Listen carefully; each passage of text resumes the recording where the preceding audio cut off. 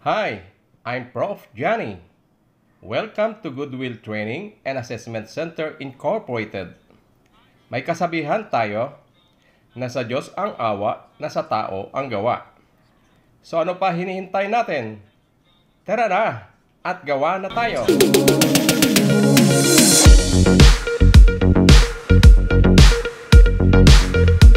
I'm going to grind different shapes of turning tool, commonly known as tool bit. Following the safety precautions, I have to wear safety goggles. And be sure that a coolant or water is readily available in front of the machine. So this is a brand new bench grinder. It is first time to be used. And since brand new, no need for the grinding wheel to be dressed. But I have tested it for possible crack by a ring test, just like this. So buong buo, just like these two grinding wheels installed with the machine. So I'm sure there's no crack and it is safe to be used.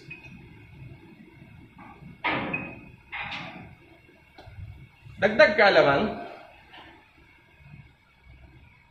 ano ba ang ibig sabihin ng nasabi kong dressing the grinding wheel?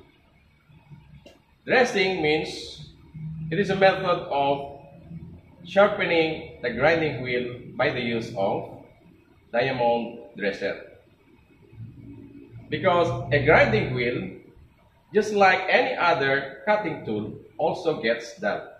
So pumupurol din ang grinding wheel dahil yung kanyang mga abrasive particles, which serves as the cutting edges, ay natatakpan ng mga dumi o mga chips na napoproduce during grinding operation. Okay? So, a bench grinder has two grinding wheels. A color white is an aluminum oxide grinding wheel, which is used for soft materials, including HSS tool bit. And the color green grinding wheel is a silicon carbide grinding wheel, which is also used for harder materials, including cemented carbide tip tool bit. Okay? So the first tool bit that I'm going to grind is a right hand facing tool bit. Here are the steps that I have simplified. They are just four. Unang step is to grind the front cutting edge. At pag grind ko ang front cutting edge, kasama na ang front clearance angle. So dalawa lagi na puproduce kapag grind natin ang cutting edge or ng bawat step. And the second step is to produce the side cutting edge at kasabay na maproduce ang side clearance angle. And the third step would be the side rake angle, which is located on top of the tool bit. Ano naman ang kasabay na maproduce? Mafa-finally form na yung side cutting edge. Magiging matalas na yung side cutting edge kasi magsasalubong na yung dalawang angle, the side rake angle and the side clearance angle. And the last step is to produce the slightly rounded nose of the tool bit. So kasabay na ma-produce naman yung dati na na-produce sa first step, which is the front clearance angle. So mafa-final touch na rin natin yung front clearance angle of the tool bit. Okay, so let's now perform. I will now switch on the machine.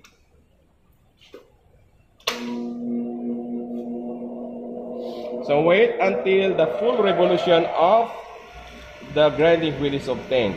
Okay? Ready na? So the first step is to grind the front cutting edge. Front cutting edge. Together with the front clearance. So, mula sa 0, i-angle ko siya sa, so tataas tong dulo, at least 8 degrees. Then the side cutting, front cutting edge, at least 15 degrees. So, dalawa angle. Ulitin ko, mula 0 angle, iangat ko hanggang 8 degrees. Then, para sa front cutting edge angle, 15 degrees. Then, idikit na natin sa face ng grinding wheel. Take note, dapat may nakarest na mga daliri. Bukod sa nakahawak na 4 na daliri mismo sa tool bit. Pwedeng nakarest dito sa tool rest mismo na machine. Okay. 8, 15.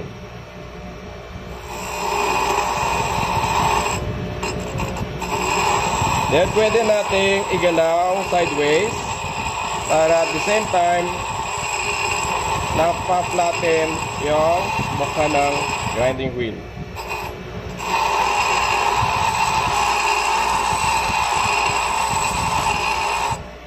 Okay. Then dip into the water para ma-maintain natin yung temperature. Huwag natin paabutin na sobrang init o nasusunog na yung mismong tool bit. So nakita nyo, nagmumula sa ilalim papunta sa taas yung bagong mukha. Dahil sa naka-angle siyang 10 degree of 8 degrees sa front clearance, then 15 degrees sa front cutting edge. So the same angle, then dikit natin. Galaw konti na sideways para napa-flatten din mukha ng grinding wheel. So napansin nyo medyo madiin ako sa una para mabilis din matanggal yung excess material.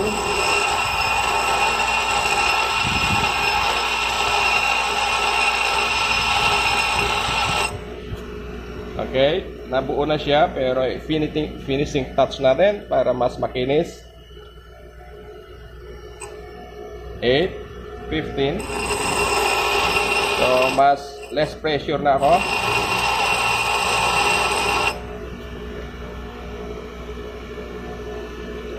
Okay, kita nyo siya. Very smooth at flat na flat. Yan dapat na-obtain natin sa lahat ng faces ng tool bit. So, tapos na yung front clearance. Kita nyo? May angle na siya. Yan.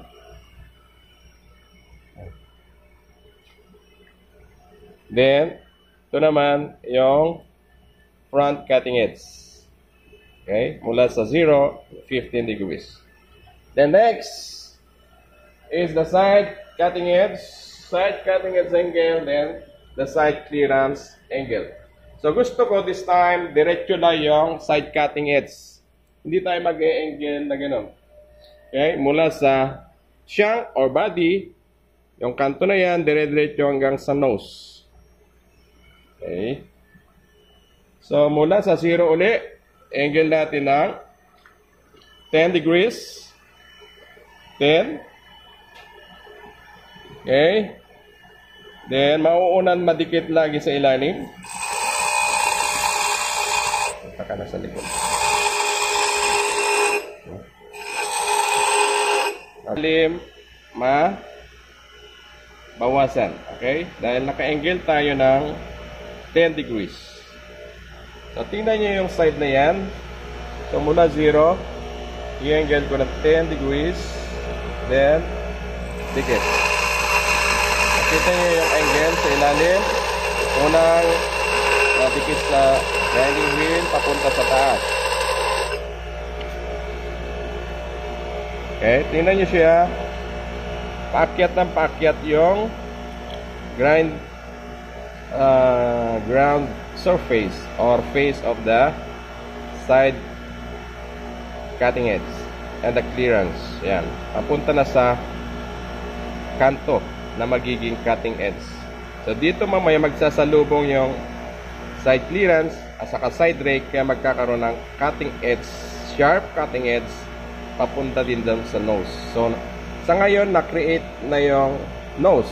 So mabubuo natin yan kapag mayroon na side clearance, a side clearance, then the side rake angle. So tuloy natin. 0, 10. Halos finishing na tayo.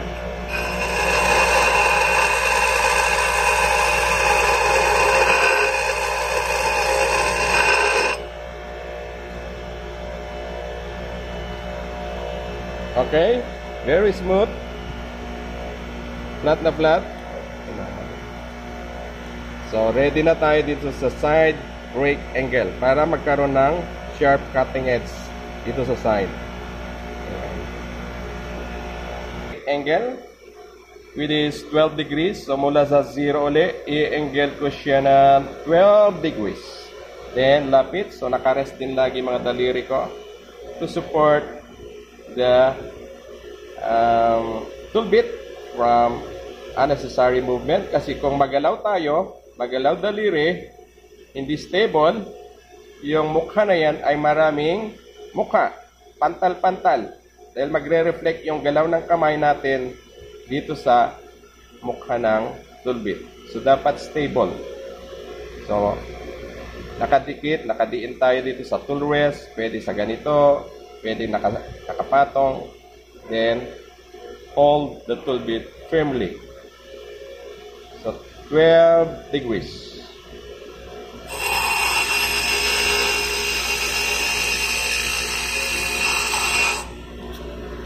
So napansin nyo ulit, mula sa ilalim papunta sa taas, sa cutting edge. Pagsasalubong sila ng side clearance.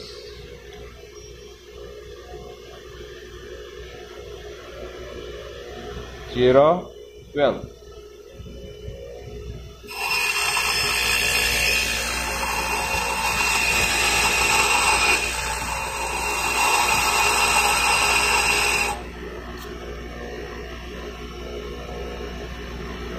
Okay? Pansin nyo, halos salubong na yung side rake angle and the side clearance angle. Magkakaroon na ngayon ng side cutting edge. So sa ngayon, hindi pa matalas. Kailangan magsalubong yung dalawang mukha. So finishing touch tayo. Less pressure dito sa diin ko sa tool bit sa grinding wheel.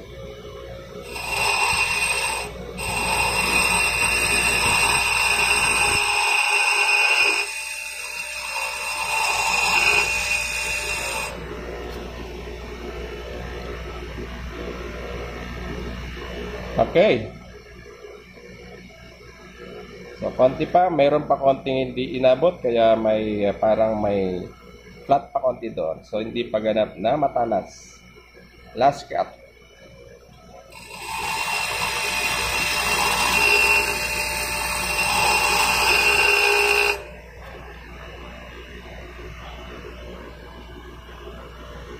Okay. Yan. Very sharp na siya. Yan. Very sharp. Okay. So, nandun na yung nose. Na-form na yung nose.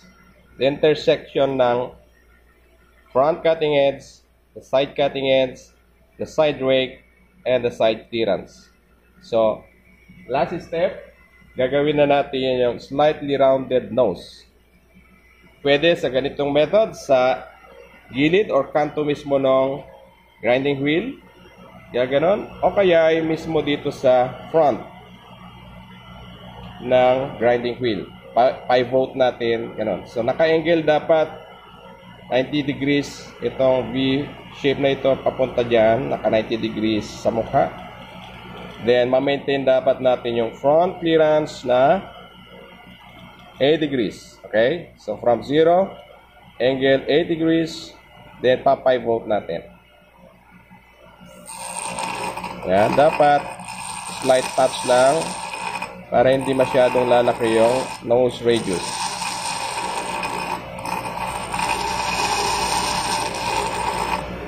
Okay? Yan. So, may nose radius na siya. Kita nyo ang kintab. Very smooth. So, wala na yung matalas dito. Yan o. pwede nang dumudulas na lang sa balat ng kamay ko yan. Pero matalas yung nose, ha. So this is a right hand facing tool. Diretso na yung cutting edge mula sa katawan, yung kanto niya hanggang sa nose. So kung left hand facing tool, ililipat na natin yung cutting edge, side cutting edge na yan dito sa right side, and the same procedure. Okay? So the next shape is a V shape. A V shape has 30 degrees by 30 degrees. So dalawang cutting edge. 30 by 30, so equivalent to 60 degrees included angle. Katulad yan. Okay? So paano natin masusukat yan kung 60 degrees? By using either a center gauge or a screw pitch gauge. Tulad to. Okay? Yan. 30 degrees angle yan. So ganito gagawin natin. So, ma-minimize natin yung procedure. Wala na tayong front clearance angle na 8 degrees. Direkta na tayo sa isang cutting edge. Either sa left or sa right. So, simulan natin sa left side. Okay? So, angle natin ng 10 degrees. Okay? 10 degrees. So, dalawa angle uli. 10 degrees sa side clearance. Then, 30 degrees sa cutting edge angle. Okay, from 0, 30 degrees, then 10 degrees sa side. Kaya nakita nyo, yung ilalim na naman yung unang dumikit. So, sideways, pwedeng gumalaw. Pero, ingat, kapag nagsa-sideways, baka lumampas sa kanto at didiretso kamay sa grinding wheel. So, nakita nyo, mula ilalim, papunta ulit sa taas. Dahil yun yung angle na 10 degrees. Then later on, makikita natin 30 degrees sa cutting edge. So, 30, then 10 degrees.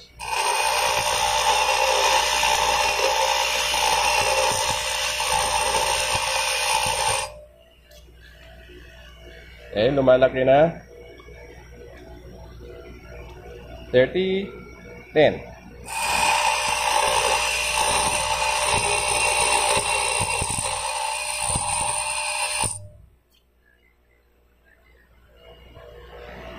Okay. Same angle.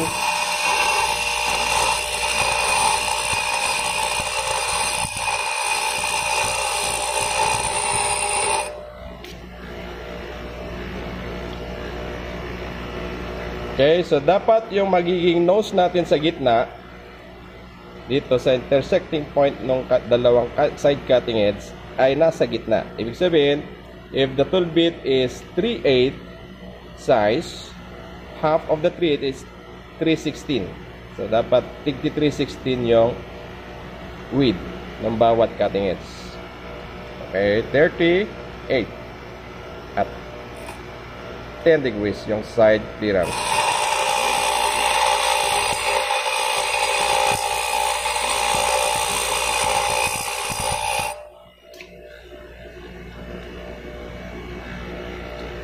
Okay, last cut, finishing touch, 30, 10.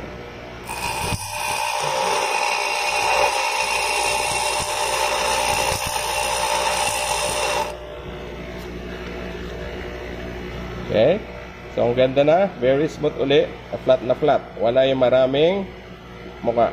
So ibig sabihin, stable yung hawak ko sa tool bit at saka yung rest ng aking madaliri dito sa tool rest.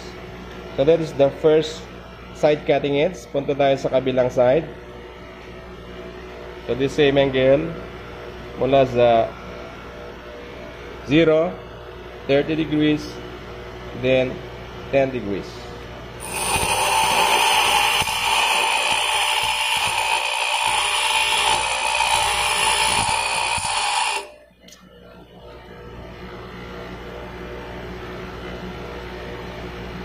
Ulit.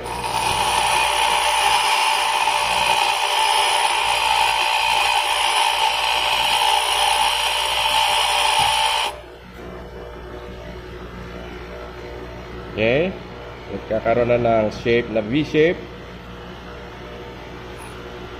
30, 10.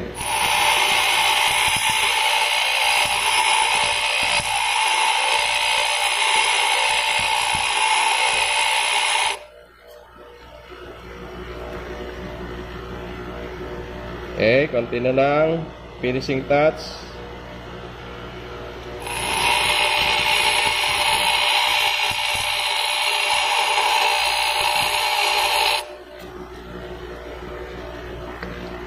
So let's try to measure using the screw pitch gauge. Okay, may konting awang. So nagagalaw ko yung screw pitch gauge. Ibig sabihin, kulang ako sa angle. So ibubuka ko siya ng konti para lumapad yung angle. Wala siyang 60 degrees. Okay?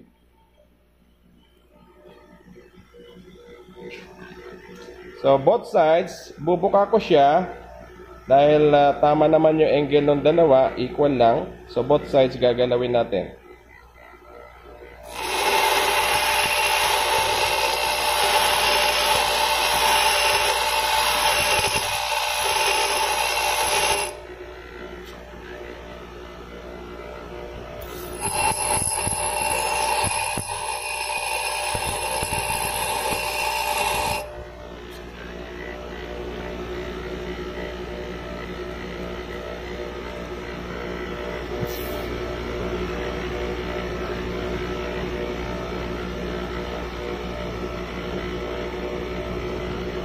Okay, tingnan natin.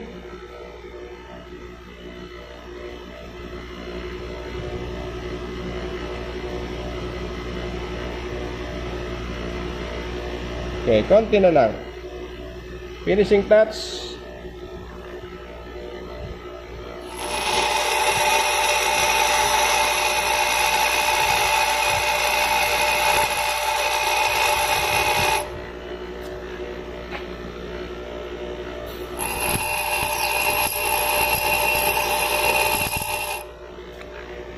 Okay. Then, konting radius.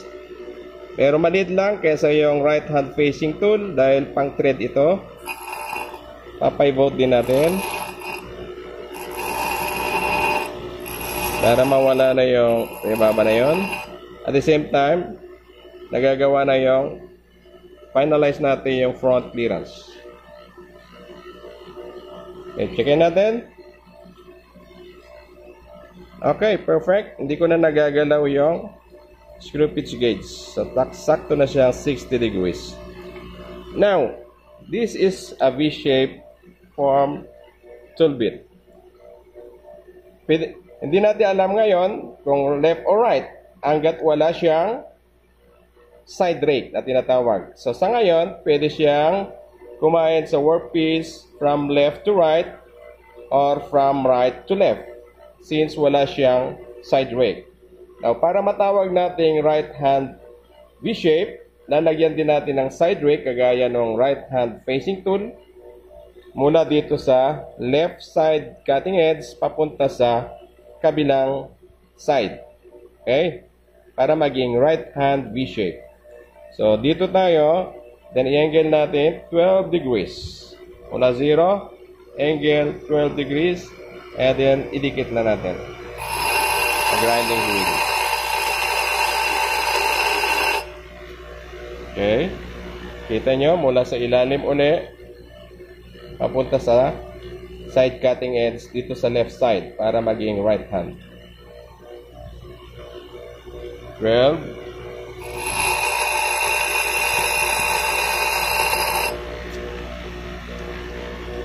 Okay, konting-konti na lang, doon na lang sa malapit sa nose para magsalubong na yung side rake angle at saka yung side clearance at magkaroon na ng sharp na cutting, side cutting edge.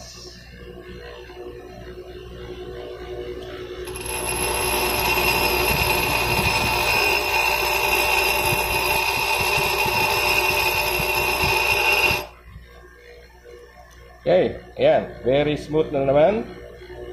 Okay, so ito na yung right hand V-shape. Okay? Nandiyan na yung side cutting edge.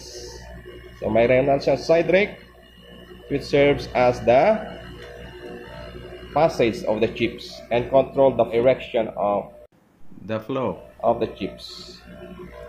Okay? So, another shape is a round nose tool bit. So, kung anong width nito, let's say 3/8, then the radius should be half of 3/8 is 3/16. Okay? So, the first step, angle natin ng 8 degrees para sa front clearance.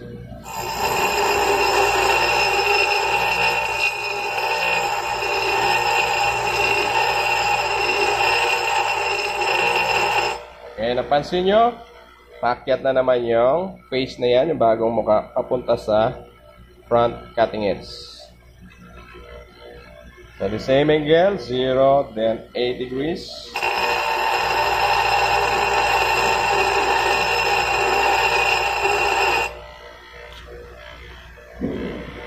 Okay, ayan na yung bagong mukha. At meron na siyang front clearance angle. Now, gagawin na natin yung radius on both sides.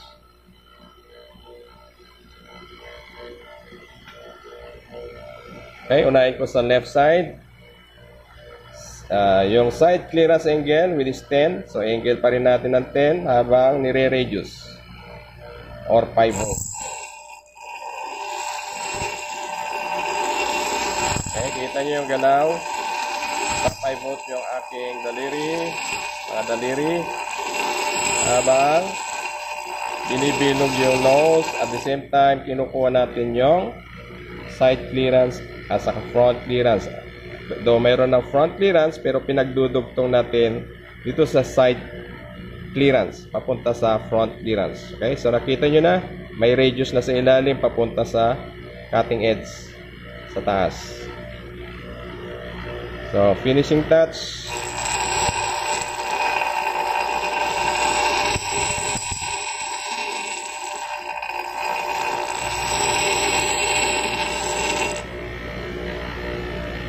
Okay, so radius na siya.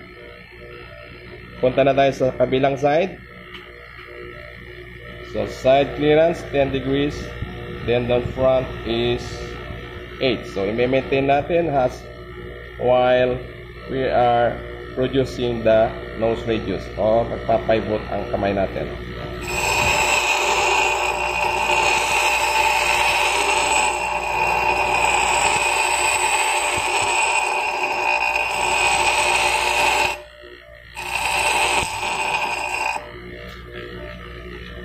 Okay. Ayan. Round nose na siya. Ayan. Very smooth din. Pantay na yung dalawang side. So, hindi na tayo gagamit ng radius gauge. Pero, as an expert machinist, makikita nyo siya kung perfect na round. Di ba? Kita mo pala sa mukha, sa ilalim, hanggang sa cutting edge, perfect na round. Saka very smooth yung mga mukha na yan, oh. Walang pantal, walang galos-galos, kundi isa na yung mukha na nakikita natin na very smooth at saka round. Okay? Very good. So, walang side rake since it is used for profile turning or form turning. Pwedeng radius groove or round groove. Pwede naman pang form natin doon sa dulo ng workpiece. Okay? Kaya wala tayong side rake. Though pwede mo rin lagyan, depende sa direction of feed o sa hinihingi ng workpiece natin or type of the job to be turned. Okay? So, another shape will be the cut-off tool bit. So, ang cut-off tool bit, tingnan natin. Lagay tayo ng drawing dito.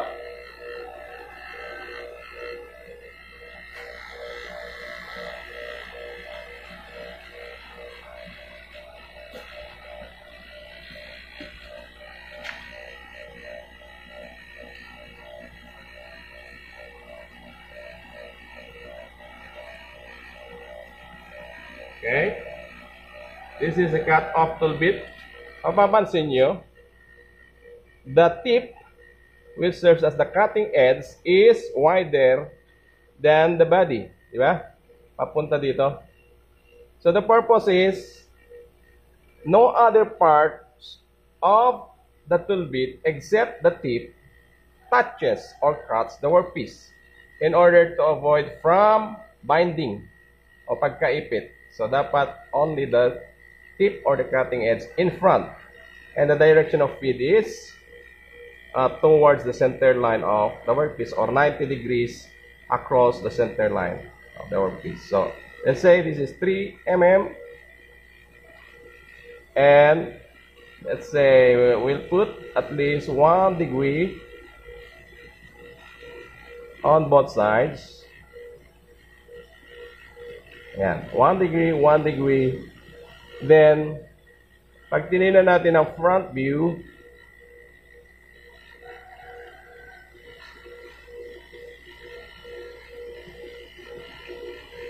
and there should also an angle for the side clearance, which is let's say 3 degrees. Bakit 3 degrees lang, sir? And so dito sa mga unang tool bit is 10 degrees. Kasi makitid lang yan. Kapag nilakihan natin ng side clearance sa dalawang side, masyado ng makipot or manipis at madaling maputol. Okay? So 3 degrees is enough for the side clearances on both sides. Then the front clearance still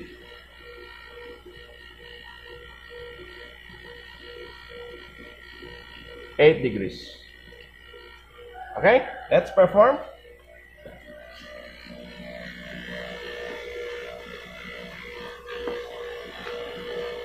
So front clearance muna tayo. It is 8 degrees.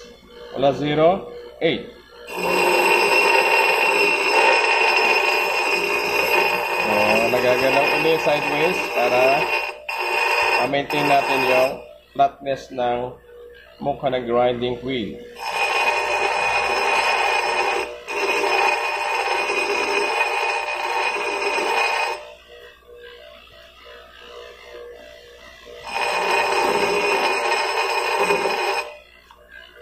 Okay, meron na tayo yung front clearance, 8 degrees ulit.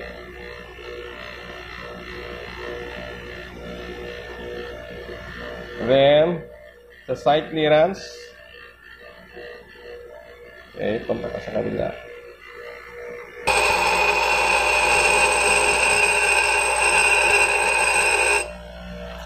Kaya mabilis na siya nagawa kasi konting angle lang, malapit na tayo sa cutting edge.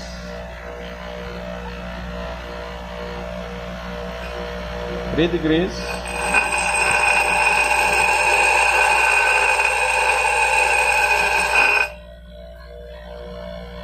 Okay. Lapit na talaga. Finishing touch natin. At the same time, meron tayong 1 degree. Ha? Don't forget, 3 degrees front clearance. Then the side cutting edge is 1 degree. 3, 1.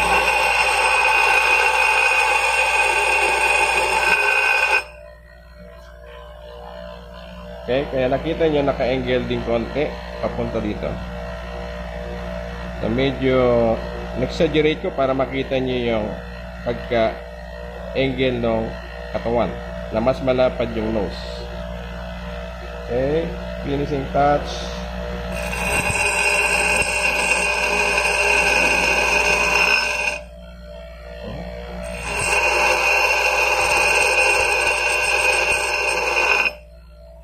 Okay, so very smooth na naman. Doon na tayo sa kabilang side. Mas malaki tatanggalin ko doon.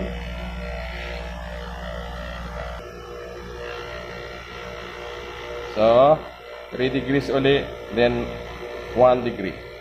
So, dito natin kinukuha yung 1 degree papunta rito para magkaroon ng bewang dito sa papunta sa katawan.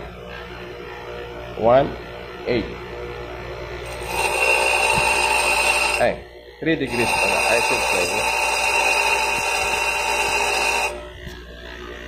Okay, lalakihan ko yung kain para mas mabilis mawala yung excess dito kasi manipis lang yung matitira sa 4-piece natin.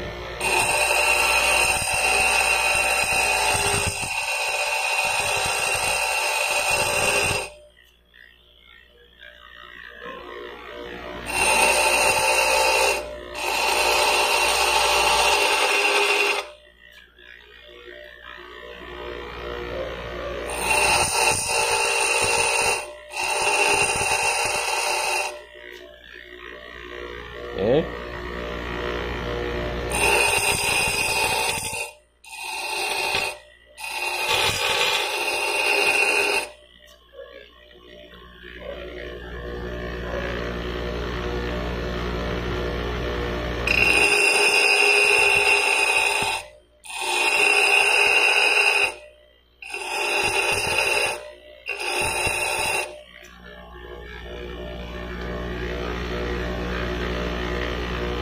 That's cat.